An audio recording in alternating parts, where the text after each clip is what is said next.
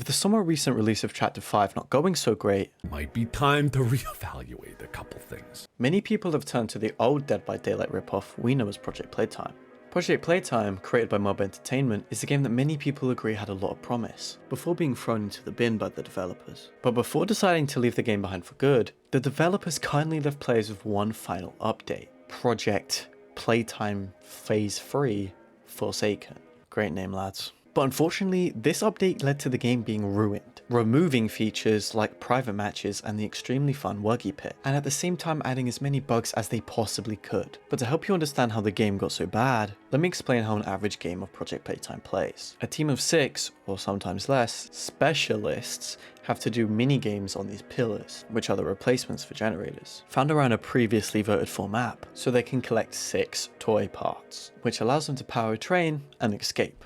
We'll just go with it. And the monster's simple task is to stop them using their unique powers and sabotages. While the survivors in this game look like default Unity assets, a small choice for monsters are pretty fun. Huggy Wuggy, the iconic mascot we all know and miss. He comes packed with mini Wuggies that detect the players, and a one-shotting charge attack. Mummy Longlegs does about what you'd expect from an evil big spider children's toy: being able to fly. And Boxy Boo, a monster that had its debut in Project Playtime. He has the ability to jump, or more specifically, launch himself at you. He can also pull you in from far away. The extremely stupid main menu includes the buttons to play as a specialist or monster, a grayed out private match button, still left over from when you could use it, the screening room, which allows you to watch VHS tapes. Hello? You alright, mate? The toy box, this game's battle pass, is just full of free tickets and occasional glitches showing dinosaur floaties. And finally the store, home of Pizza Wuggy and Minecraft Wuggy. After having to ready up at the same time to get into a lobby with my friends, the countdown started going backwards, adding to the stupid bugs in this game. When you get into a game, most of the specialists will start doing puzzles, while the monster tries to find them. The 6 puzzles include the rubbish rotating picture game, which just feels like a waste of time, the crane game that I somehow found difficult, the piano game where you get to play a song, an easy pattern memory game where you copy a code, the boring marble maze game that makes you turn the maze left and right until you get the marble to the bottom, and finally the reaction test, which some people might understand better than others.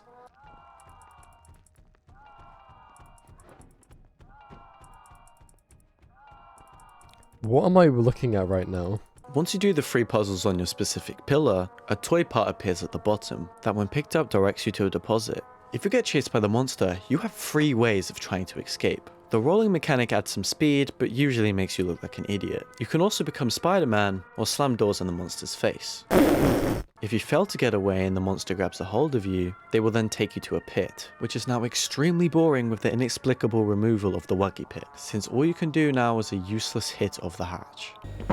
You're given 3 lives, losing 1 each time you're thrown into the pit and losing more over time until saved by a teammate. After your 3rd life is gone, you die. And usually when you die in a game like this, you get the option to spectate, but the team at Mob came up with an exciting new idea.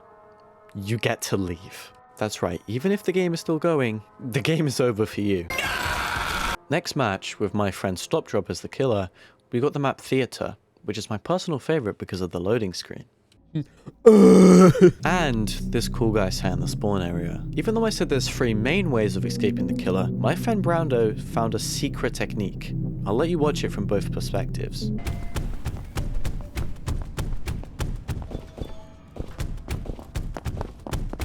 Hi, Brando. I can't do anything to escape you. What? What just happened? You just teleported. That was the try to kill yourself but find out that the game doesn't let you imaginary technique. He also found an incredibly stupid bug that you can abuse to get away from the killer. As you can see here, as he tries to fall down the vent, he accidentally lands on the edge, getting away.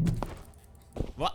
That's not fair! Which would be insane against any of the other monsters. And after all of this, I finally thought we found all of the stupid things this game had to offer. But here, Brando falls victim to the dumbest and most game-breaking glitch we found the whole time we were playing. I managed to get him down to 0 lives, but he was still alive. You've already killed me, but I'm still here. I have 0 lives left. But his perspective was completely messed up, making him unable to do anything in the game. He couldn't even do the puzzles to escape, making him completely useless.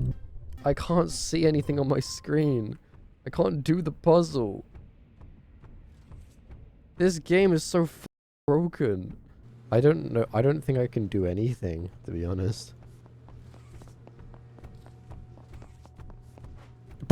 We had a somewhat similar glitch earlier from Stop Drop having perspective issues, but they only affected him in the first person mode and still allowed him to do basic things. But seriously, this is an insane thing to be left in a game that many people are coming back to play, and the developers have to remove stuff like this for it to have a chance of staying. In my final game playing, we actually managed to get all the toy parts and now had to escape. Wait, build the train?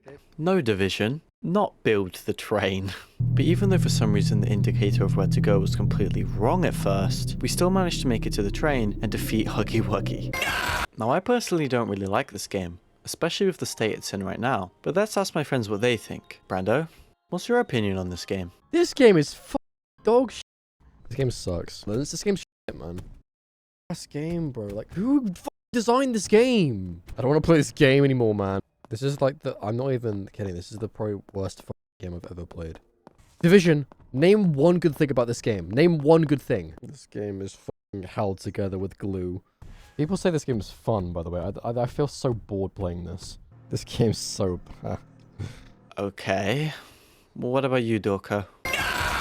But to end this video on a high note, I genuinely believe that if the developers come back to fix this game and maybe add some more content, this game could actually be pretty good. Let me know what you think, and also if you're hoping to see this game make a comeback. Thanks for watching.